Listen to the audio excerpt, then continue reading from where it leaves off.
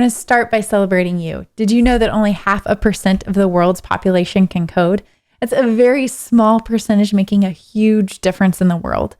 And I think we can all agree that a lot of the good things and most of the major advancements in the last 10, 20, 30 years have all been through code, through software. We've put people on the moon. We can connect with people instantly around the world. I mean, look at this conference. And even in a time of COVID, it's allowed us to continue to work and make progress. And the cool thing is that's us. We're the coders. We're the ones making a huge difference in the world. We get to instigate change and we get to make a positive impact on the rest of the world. And I also want to applaud Zeal and their mission, which is to enable us as developers and designers to build and publish wonderful things. There's no greater feeling than being empowered by code to look at something and know, I can build that. I can solve that problem. I can make my life and the people's lives around me easier through the things that I build. In my own story, I started coding when I was 16. Yep, that's me at 16. My hair doesn't even fit in the frame. I started where most people start. I started with HTML and CSS. And let's just take a minute and appreciate the struggle of learning CSS. But once you have that down, sprinkle on a little JavaScript and congratulations, you are a front-end developer.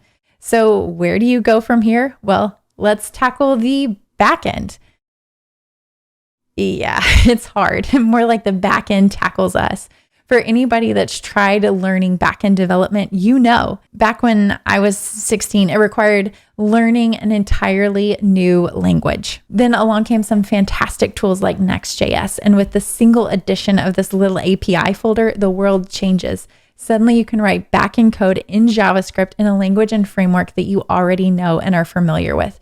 You can write code that runs on the server, but that still leaves the problem of the database. I mean, if you want your application to save data, persist data, or really do any heavy lifting, you need a database. And who wants to write SQL statements? Definitely not me. For one, that's one more language that I have to learn. And as we've already talked about, it's hard to learn new things. Maybe you've seen this graph before, but as you start learning new things, you have a sudden boost of confidence, but you have very little wisdom. So that's the peak of Mount Stupid. And then once you realize you don't know what you don't know and you don't know a lot, you go into this valley of despair. And then as you start to learn more and gain wisdom, that confidence slowly increases. That's the slope of enlightenment. And then as you really start to understand and grasp a concept, then you're able to reach the plateau of sustainability. So let's talk about how this applies to full stack development. Well, if you take something like Next.js and add Prisma, now we're talking. Suddenly the backend is far more approachable. And it takes something like this confidence curve and flattens it out, making it much more approachable and easier to gain that wisdom and confidence that you need. I want to walk you through just how simple this can be. So why not start where most people start? A to-do app. I know to-do apps get a lot of grief, but it's a great way to learn because you're working through all the CRUD operations: create, read, update, and delete. And honestly, that's 90% of most applications. And in this case, I added on an additional level of complexity by grouping tasks together with projects so that you can look at relationships. So let me walk you through the design and exactly what we're going to build. So this app is called Task Glitter because everyone's tasks could use a little bit of sparkle and shine. In this app, we'll be able to edit existing projects. We'll be able to add new projects through the input field. And then you can see my awesome project gets added to the bottom of my list. We'll also be able to click on a specific project and view all the tasks related to that project. And then we'll also be able to check and complete tasks. Okay, so let's get started. We'll start with a Next.js project setup. So here I'm creating a Next app with TypeScript enabled. Then I'm going to call my project Task Glitter, and let's add Prisma to the mix. So I'm going to say npx Prisma. Let's proceed because otherwise that would be a very short demo. And once everything is installed, it's going to give us a list of all the commands that we can run, as well as some examples. Let's start with this first one. We want to set up a new Prisma project. I'm going to run npx Prisma init in the terminal. And once that's finished, it will give us a few new steps. This is a brand new project, so we'll just need to set the database URL. But I do want to point out, you can take an existing database and run npx Prisma db pull, and it will turn your database schema into a Prisma schema, converting your entire project. Pretty cool, right? Okay, so when I ran npx Prisma init, it did two things. It created a schema.prisma file and an .env file. First, we'll need to provide our .env file with our database URL connection string. I'm just going to spin up a Supabase database real quick for this project. Supabase does have its own API, but you can also use it as a regular old Postgres database, which is what we're going to do here. And if you check Supabase's settings on the database page, there's a connection string section where it tells us exactly what we need. Then we can just copy and paste that line into our .env file. Now, let's take a look at that second file that Prisma created. This is our schema.prisma file. And out of the box, this is what it looks like. Let's scroll down to the bottom and create a couple of models for our projects and tasks. This is so much easier than building things out in a database. We can just list out all the information that we want to include for each model. So for projects, we need an ID, which is an integer, a name, which is a string, and then we'll have related tasks. With tasks, we need an ID, which is an integer, and you can also see there that I've listed it as an ID, and by default, I want it to auto increment.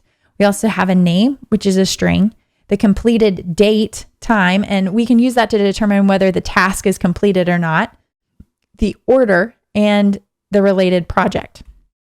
And welcome to the dark side. We're now officially moving into the backend. So anytime you make updates to your prisma.schema file, you have to run npx prisma migrate dev.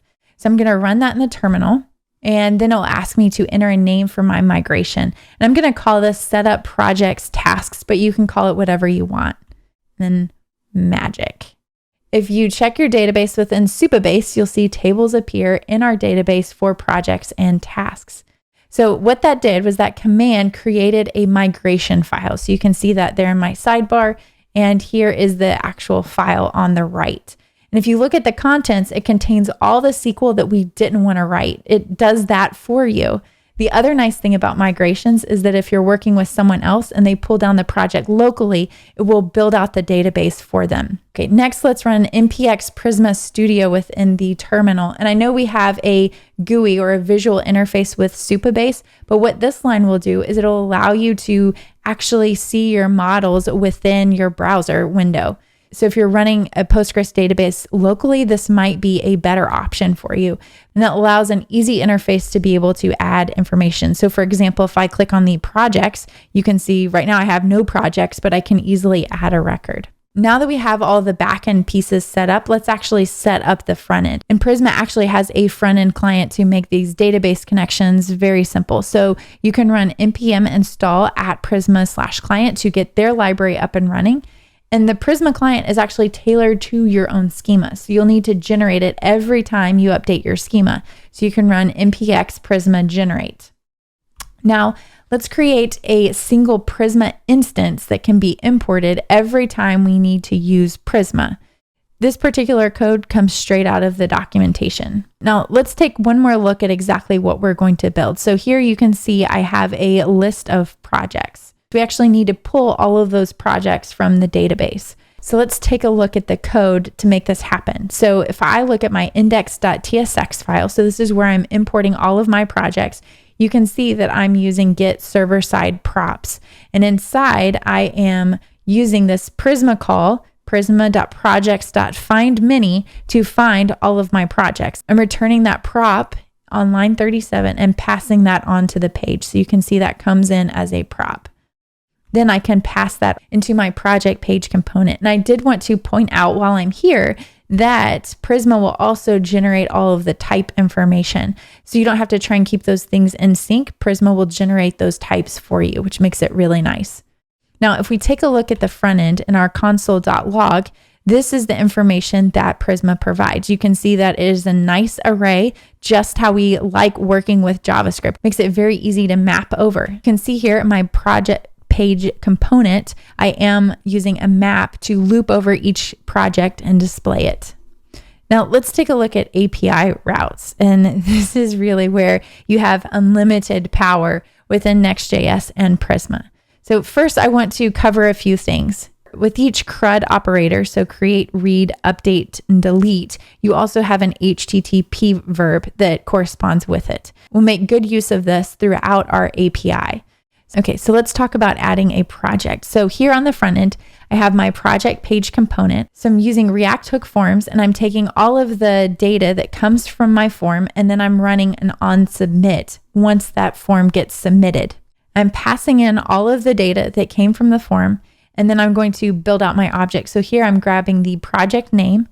Then I'm going to use the fetch API to target our API folder, and inside I have a projects directory with index.ts. So I'm actually going to use that route, and there's that post method that we were talking about. I'm going to use that to create a new project. I'm going to set my headers to be application JSON. Then on the body, I'm going to pass in that object that we created on line 17. So as soon as this project actually gets created, I'm running a function called refresh data. And this is a function that I created on the router. So if we head over to our router page here, you can see here's my refresh function. And I'm using Next's use router to refresh the data on that page. And then I'm resetting my form. And that reset is coming from React Hook Forms.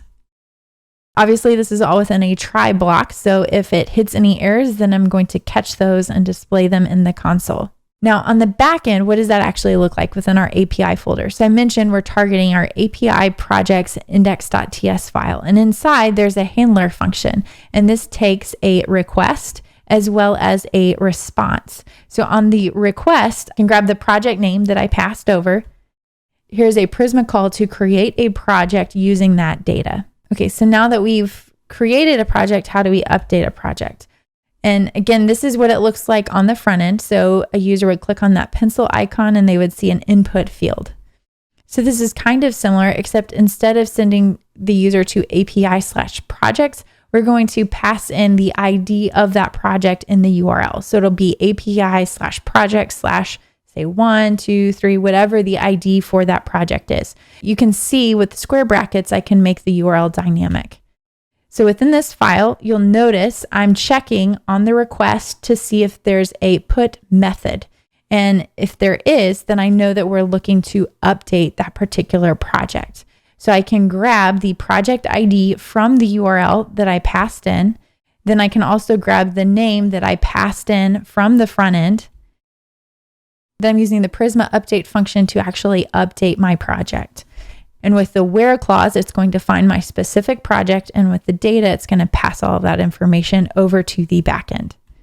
On the front end, this is where we're handling the form submission. So I have another try block where I'm going to try and run this code. And if it doesn't work, I'm going to catch the error and put it in the console. On this particular line, const body, I'm going to go ahead and build out my object that I want to send over to the backend. Then I'm going to use the fetch API and build out my URL string based on the project ID. You'll notice there's that put method to say that we are updating a project, and we're using that on the back end. And then I'm also going to pass over all of the content on that body tag. Once that's all done, I want to refresh the data. So that's using that same function.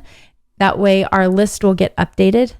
And then I'm also going to change the project state. So I have just React use state controlling whether the form is showing or whether the name of the project is just being displayed. And of course, if there's an error, then it'll display it in the console. Now that we've talked about create, read, and update, let's talk about delete. And this one might be the most straightforward. So with deleting, it's using that same route, API/projects/ID. So that ID piece is going to be dynamic. But because we're using a delete method, then we can check for it. And if that exists, we want to grab the project ID from the URL. We're going to pass that over to Prisma. And you can see here on line 20 that it's looking specifically for that project, the matching project ID. And that actually covers all of the CRUD operations for projects. Pretty amazing, right? Well, let's talk about tasks. And this is going to be a lot of the same, but I did want to point out one key difference. So if we look at our individual tasks page, I'm passing in the project ID through the URL. I'm using get server-side props just like I did before, and I'm using params to grab the project ID out of the URL. And then Prisma has a find unique function where I can limit the results based on the ID. So that's the ID that I got from my URL. And then this is where the relationship part comes in. All I have to do is include this include block that says tasks is true, that I do want to include that relationship with the results. And remember, we set all of that up within our schema.prisma. You can see the relationship between our projects model and our tasks model. We're saying that there are tasks on a project and there's a project associated to our tasks. And we're saying that the project ID also has a project ID field on our tasks model, and it's referencing our ID on our projects. So there's a little bit of cross-reference there to establish that relationship. As a quick recap, we talked about how Prisma and Next.js make backend development so much more approachable. We're able to create a custom API using Prisma so that we can send data back and forth between our database. If you're interested, all of this code is posted on GitHub. It's open source. Feel free to grab it, fork it, modify it, whatever you like. If you'd like to download my slides and walk through everything step by step, you're more than welcome to. This QR code should get you to the right place, and I'll email the slides to you. And of course, if you'd like to connect with me, I'd love to hear from you. If you have any questions or concerns about the talk, my handle on most places is self-teach me. Thank you.